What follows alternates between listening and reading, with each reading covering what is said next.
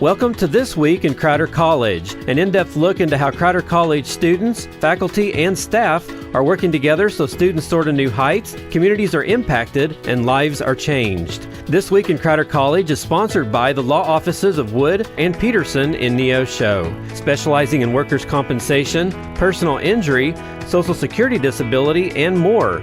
Learn more online at neoshoattorney.com. Now here's this week's edition of This Week in Crowder College. Hey there, Four States. This is Luke Taylor. Welcome to another edition of This Week in Crowder College. And today we're going to welcome back to the program Melissa Smith. She directs the Joplin campus for Crowder, and she's going to tell us a little bit today about one of the programs they have available up there. And so, hey, Melissa, thanks for joining us again on KNEO. Thank you for having me. Yeah, so we're here today to talk about the engineering tech program, and can you kind of give us an overview of what Crowder has to offer in that area? Yes, so we are offering a newer program called Engineering Technology. And so if students are interested in being an engineer, there's a couple of different pathways that they can go. Most of our students, Crowder College does have a pre-engineering program where we have a 2+2 program with Missouri S&T or U of A, where they can transfer and do specific engineering programs like electrical engineer or mechanical engineer, automotive engineer, those types of engineering specific courses. But we also have a new pathway called Engineering Technology, which focuses a lot in our drafting and design and creation department, where these are very high demand jobs where students can have a stackable certificate that leads on to an associate of applied science. So it can transfer, but not necessarily designed to do so. But this is more of that hands-on opportunity where students are working in that creation stage of an idea of how they're going to be able to solve this problem. So they come up with an idea, then they draft it on the computer and design it, and then they're able to then 3D print it and solve the issue that way. Like, so for example, if there is a part that is broken, so how can this designer create something better? And so this new program that we have at our Joplin campus that is designed to help students with various softwares like Inventor and SolidWorks and all of those must-know type of AutoCAD and Autodesk, that way they're familiar with how to do the position. Okay, so this sounds kind of like one of those educational programs that's not just sitting in a classroom learning theories all day long, but it sounds like this is a lot of hands-on stuff. It is, and that's the big difference. A traditional engineering pathway has a lot of high-level calculus and science and math.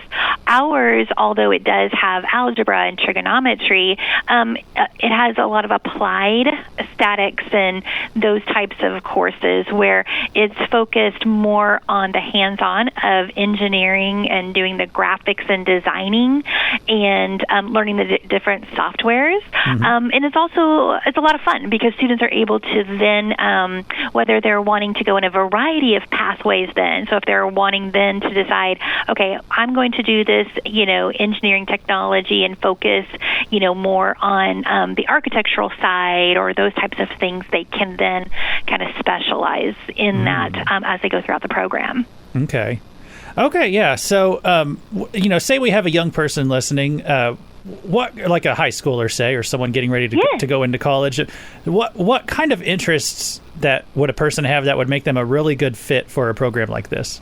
So if they were involved in Project Lead the Way while they're at the high school, so many of our local high schools have Project Lead the Way engineering classes. So if they were in that class, this is a great opportunity for them to be able to pursue that on in college.